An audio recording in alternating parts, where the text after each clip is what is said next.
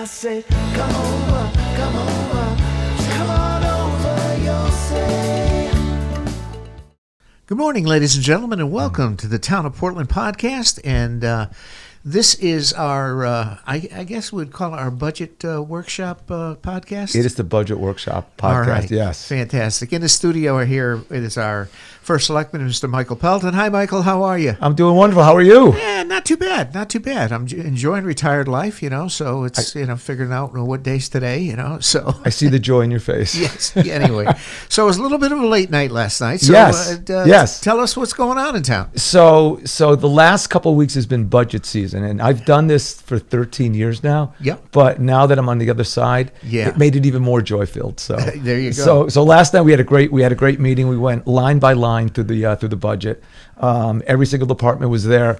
It was a great process. I think most people in town don't know the amount of work we put into it. They just see the number. Right. But it's just great to be part of that process. But we looked at everything. We had people talking last night at this meeting in terms of the effect that it had on what they did and the people in town.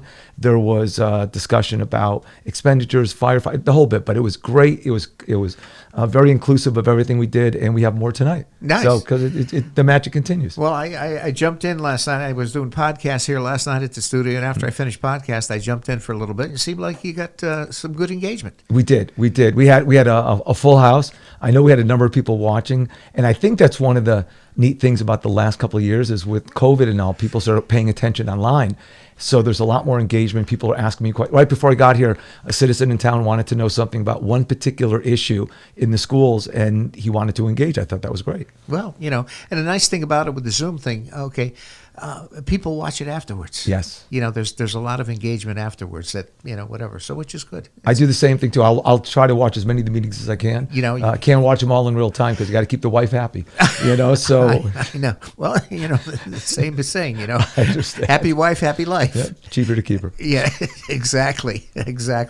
So anyway, you got through. I think we have one more budget hearing tonight. So we do. We have one more budget hearing tonight. We're talking about capital expenditures and a couple other things, but we've covered all the departments, and I think we have a really solid budget. The one thing that came up last night that was different than most other budgets over the years I've done is we were talking about car tax, and we're talking about who pays the tax in town, because we raise it either from cars or from residences or commercial property. So with COVID 5 years ago, that had a huge effect on used car sale or used car values. Yeah. So they went up huge when there was a shortage on cars, and as a result, car taxes went up. So the state 3 years ago said that they would change how car tax were, that they capped it at 32.46, I believe. Okay. And because of that, it had a huge impact on towns like us whose mill rate was close to that. All right. So the state finally heard the noise from the municipalities and said, listen, this is killing us because we're putting it all on homeowners. So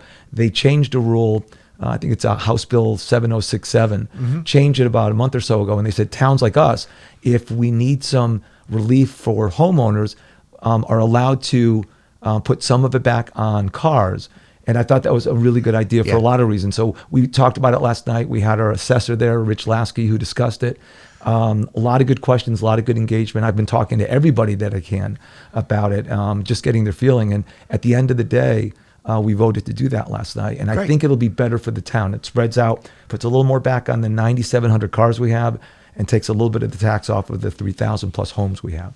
Yes. So it'll be it's same tax. It's not a tax increase. It just kind of shifts a little bit. So I think that'll be better and make it a little more fair. Yeah, because population-wise, are we a little over 9,000? We're like 9,472. Okay. Plus or minus. Okay. So town really hasn't grown a whole lot. We haven't. No, our graduating class now is about the same it was 20 years ago. Yes, and that's coming up. Graduating class. We have Dr. Charles over there sitting in the wings to do his podcast. Yes. So he's going to clue us in and so forth. So that's great. That's absolutely great. So what else is happening in town? I see we have some economic development. Yes, 66. yes. We have a new gas station. We have a new gas station. I know they're expanding the Oakwood Soccer Field in town. They're going to do a new building there. So there's a lot of good things happening. And I think based on there's just a good vibe in town. There's good energy. Yes. We've got things happening and it draws more people in. We just awarded a $200,000 bar grant, Brown area remediation, but it's a connectivity grant. Yep. That's going to help us. organize our downtown right here on Main Street, as Okay. well as the riverfront property. So we have a great agency that's going to come in and help us and organize that, because we have a couple big projects like we talked last time. Sure, yes. We got Brainerd Place, which is 30 million plus. We've got the Nordic Spa that's going to be starting within the next week or two. Yeah.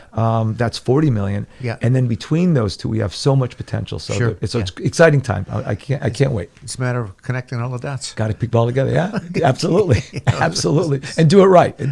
No, that's for sure. That's Yeah, for sure. so- I think that would be awesome, and keep that town moving forward. That's, Well, and not only that, though. I mean, and I know it's something that you're somewhat interested in, but water. Absolutely. Just a Ding, little ding, ding, interest. ding, Ding, ding, ding, ding. ding, Right. ding. So we're in the process of becoming, getting our water ourselves. Yeah. We've had a contract with MDC for Yeah. 30 years right now, so we're just in the process of getting our well up. We've got some tests to do, but that's exciting because that allows us to do a lot more and perhaps cap the costs. Okay. Maybe even reduce it. I mean, you're the water expert. You probably know better than anybody in the state. Well, I think becoming water independent would be a huge asset for the town. Yes. Obviously, and so forth. We're going to have to do some negotiating. Yeah. With MDC, but that goes into the plan. I'll be happy. Like I say, I'll be happy to help you with that. Absolutely. And so forth. But, Absolutely.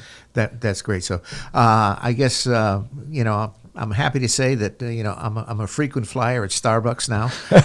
Very nice. And we have tenants moving in at Brainerd Place. So Yes, we do. I think they're up to 20 right now as of a couple days ago. So Wow. their goal is to get to 99 by the end of the year. So they are working it. So and they're building the commercial building in the back. they're building that second apartment in the back. Yeah, so yeah. that's going to have, I think, 139 units because it's an extra floor back there. Yeah, yeah. So that one, hopefully by next year, they'll be ready to go there. And by the way, Starbucks, speaking of them, they've been great about wanting to do engagement in the town. Yes, yes. So we're looking to start farmers markets again, for example. Nice. And they want to host one in their parking lot sometime soon. So we're working on getting that done and then maybe make it a regular part of the town because it hasn't been for 15, 20 years. No, that's for sure. So Years ago, I know the Exchange Club attempted a farmers market out at the fairgrounds, and it didn't really get traction. I don't know. were there boats for the farmers market? No. Sorry, Jamie. There were boots. There were boots. Squish, squish, squish. It goes dry, boots, boats, right? Yeah, there you go. There you go. There you go. So fantastic. Well, yeah, and I know I'm working. Dan reached out to me. I guess with Brainerd Place and so forth, and I guess the Economic Development Commission, we're going to be putting together a welcome package. Yes. That we can distribute to all of the residents over there, which would be good. Yeah. Fantastic. So there is one thing that I'm working on that we haven't talked about yet. So one of the things that I love about Portland, it's a small town. We've got businesses coming into town. It's got a growth that's I think it's an inflection point for Portland. Sure. But I'm trying to give another reason for people to come to Portland and stay because we have great events. We have our tag sale that we do, townwide tag Yes. sale, brings a ton of people in. We've got the road race that we do. So one of the initiatives that I'm doing now is I'm trying to get all of these events to add something to it, to make them supersized. So it gives people a reason not only to come over the bridge, but to stay. Yeah. So we're going to add a fair to the road race is what we're looking at. Okay. We're going to add farmers markets. We're going to take the townwide tag sale and maybe create another event around there while people are in town. Sure, yeah. So I'll be working with Charles and with Economic Development to try to get a whole master plan of the events during the year, what else we can do, and make it a reason for people to come and stay. Sure. The Brainerd Place is going to generate more people. The spa is going to generate 100,000+ people a year that'll come. Our exploration park, all those people, they Yes. come, but they tend to go as quickly. So Well, we it's- need to keep them here. It's a matter of cross marketing. Yes. You get to again connecting the dots and everybody working together and make it Portland a destination. I mean, we're with Chris Cody and all the Yes. 3 golf courses out there, we're the golf capital of Connecticut. Pretty much. Well, so you say that. So I'm going to make sure. I guess Chris Cody's been trying to get Portland named as the golf capital, the unofficial golf capital of Connecticut. Okay. It's going to happen. Oh, yeah, It's well, going to happen. Well, he's. We're just going to declare it. It's going to happen, right? Why not? Absolutely. Say it shall be so. Say it shall be so. So anyway, that's great. So give us just the going back to the budget. Give us the timeline on the budget process. So the way it's going to work now is we have one more meeting tonight where we hopefully will agree on what the number is going to be. Yeah. So with what we did last night with House Bill 7067, the local option for car taxes, now that's in place. Tom Robinson, our finance director, is plugging that into the numbers to see where the mill rate shifts. We'll confirm the number tonight. We'll discuss it. Next week, we'll vote as a Board of Selectmen to say, yes, this is the budget we want to present to the town. And then I believe it goes, don't have the dates, but in early May, Well, there'll be a town-wide referendum where the town gets a vote and say, we think that's a good idea Okay. or not. And then we'll have a chance over that time to talk to our residents, let them know why we did this, what the reason is, Yeah. feedback, etc. So Yeah. I'm hoping that it goes through. Like I said, there's really nothing left to cut. We're trying to find what makes the most sense, but we're open to anyone if they have suggestions or ideas. Sure. We just want to make sure it's the best budget and we can still do everything. And again, with Charles's budget on the Board of Ed side, that's an important one as well. And a lot of the money at their end is based on what the state provides. Yeah. Special, so special there's a lot of things there. So he's got a more difficult. So we have a more static things at our end. Sure. So he has a reason to have more gray hair than I. Gray hair and no hair, like me.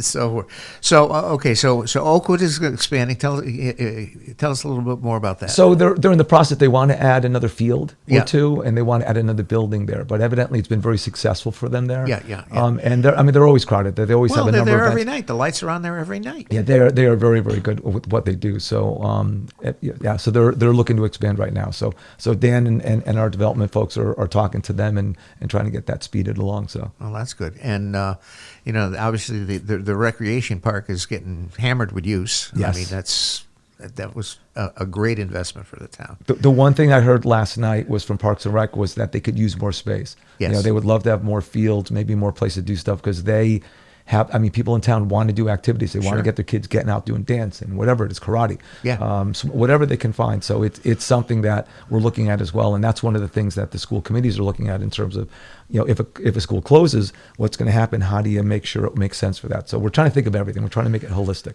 because it's not just where you live; it's where you play. Sure. And we want people to feel good about the town. Well, that they're in. you want people to stay here, to play here, and to work Yeah. here, whatever, Yeah. and so forth. And Charles is going to go over a little of that, when he gets in the hot seat over here, It is hot. and so forth. But I know you guys are working together, and kudos to you guys, working together, and you and Bob Shea and everybody in Public Works, and going from there. Yes.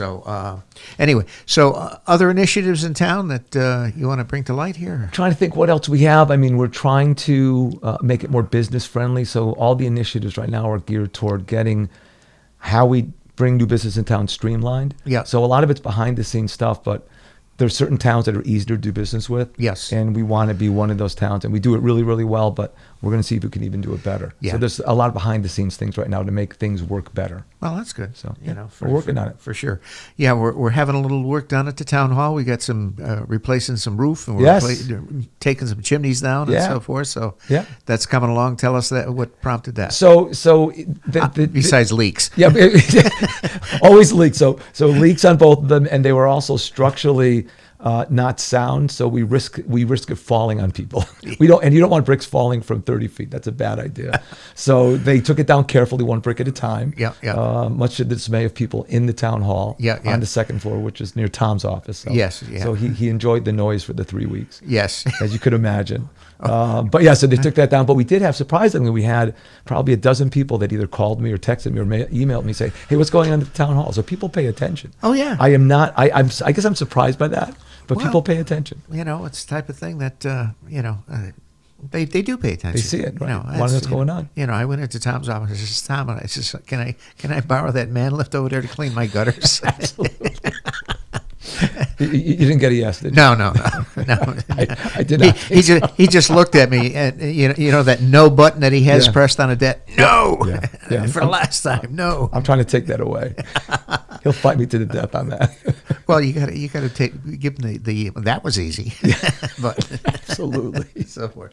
So new gas station going on 66, and I think there's going to be a plaza out there as well. Yeah, right? I don't know much of the details on that one, unfortunately. I know they've approved it to do multiple things there. Yeah. So it's going to be bigger than just a gas station, and Yes. they want to expand it. So we're glad about that. Yeah, but they want to expand. Yeah, I was something talking bigger. to Andy, the fire marshal, yesterday, and I guess there's going to be 3 retail spaces out yes. there. In addition, I guess this is a Best Way or something, Yes. but it's a gas station. I guess it's prevalent out in the Norwich area, Yes. and so forth. So they're doing some land clearing and getting it happen. They're going to have a drive-in. So Oh, I like that. I like that. It just, to me, it's just another small example. People want to come to Portland. It's a good town. there you go. So Well, I like there that. you go, and you can get septic tanks right You next can door. get right next door. I mean, you put it on the to-do list, right? Check that off. check. So, fantastic. All right. Mike, thanks so much for coming in. I appreciate it. Always a pleasure. Anything else you want to touch on before we put Charles in the hot seat here? I'm just glad you didn't ask for my favorite band again or my favorite. So, don't. We had, my God, oh my God, we had a music podcast last night, and we had a couple guys from the Cafe 9 scene come up from New Haven, and that was good. So we got some things happening. But by the way, we have a lot of good musicians in town. We really do. Yeah, you'd be surprised. It's amazing. We're very rich in the arts. Yes, we are. So go from there. So, all right.